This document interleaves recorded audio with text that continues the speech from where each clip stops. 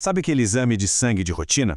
Pois é, a gente costuma olhar para ele como só um pedaço de papel chato e cheio de números que ninguém entende. Mas e se a gente enxergar isso como a capa de um livro absolutamente fascinante? Um livro que, quando lido do jeito certo, revela os segredos e as necessidades mais íntimas e diárias do nosso corpo. A ideia desta nossa análise de hoje é exatamente essa: decodificar essas informações e transformar dados médicos super complexos em um mapa muito claro e totalmente prático para o nosso bem-estar do dia a dia. Nossa jornada vai passar pelas seguintes seções: 1. A história de origem do sangue. 2. Glóbulos vermelhos e hidratação. 3. RDW e qualidade celular. E, finalmente, 4. O nobre sistema de defesa. Seção 1. A história de origem do sangue. Certo, vamos mergulhar direto nisso.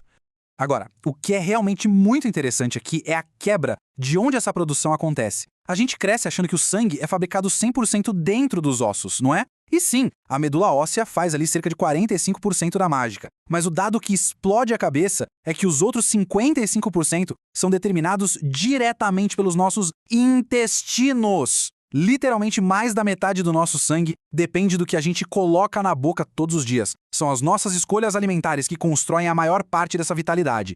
Seção 2. Glóbulos vermelhos e hidratação. Vamos avançar para ver como isso se conecta. Quando a gente olha para a série vermelha do sangue, estamos basicamente olhando para a frota de caminhões de transporte de oxigênio do corpo. A hemoglobina é essa proteína vital na superfície dos glóbulos vermelhos que se agarra ao ferro e leva o oxigênio para onde ele precisa ir. Só que, para essa frota rodar rápido, ela precisa de uma pista fluida, certo?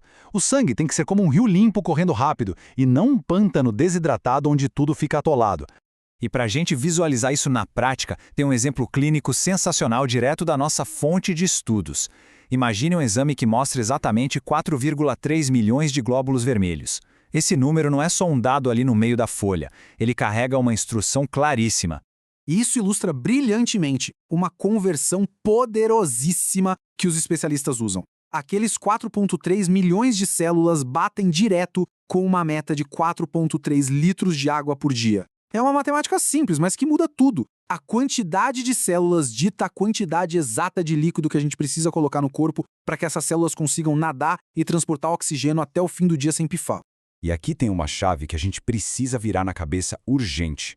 O valor de referência que vem impresso no exame é só uma média estatística. Ele é basicamente a nota para você passar de ano, só para o corpo sobreviver.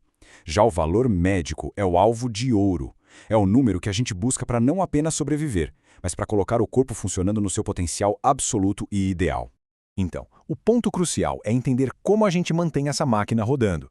Pense nos rins como um filtro de café gigante. Durante o dia inteiro, a gente está passando café, produzindo toxina. O filtro vai ficando sujo. Como é que se limpa esse filtro? Passando mais café? Claro que não. A gente tem que abrir a torneira e lavar com muita água limpa. Essa alta ingestão de água que vimos na matemática anterior é totalmente obrigatória para conseguir varrer as toxinas e deixar os rins trabalhando de forma segura. Seção 3. RDO e qualidade celular. Certo, fechamos a parte da quantidade de células e de água. Agora vamos falar de qualidade. O tal do RDW é exatamente o controle de qualidade dessa nossa fábrica interna. Ele mede se as células estão nascendo num tamanho certinho ou se tem muita variação. O valor médico ideal para o RDW está no limite inferior, cravado lá no número 11. Se bater 11, perfeito. Significa que as células estão nascendo todas no padrão, mostrando que o corpo está super bem nutrido. Pensa na medula óssea como uma máquina de Xerox. Se a gente tem nutrientes bons, especialmente vitaminas do complexo B, a máquina imprime cópias novinhas e perfeitas. Mas, se falta vitamina, a impressora começa a falhar e a fazer cópia da cópia da cópia. Vai saindo um monte de célula defeituosa e deformada. O problema é que o nosso sistema imunológico olha para essa fotocópia estragada e pensa, opa, isso não é normal. E aí ele gasta uma energia absurda para destruir essas próprias células mal feitas. Seção 4. O nobre sistema de defesa. O que nos leva perfeitamente ao nosso último ponto de hoje. A tropa de elite.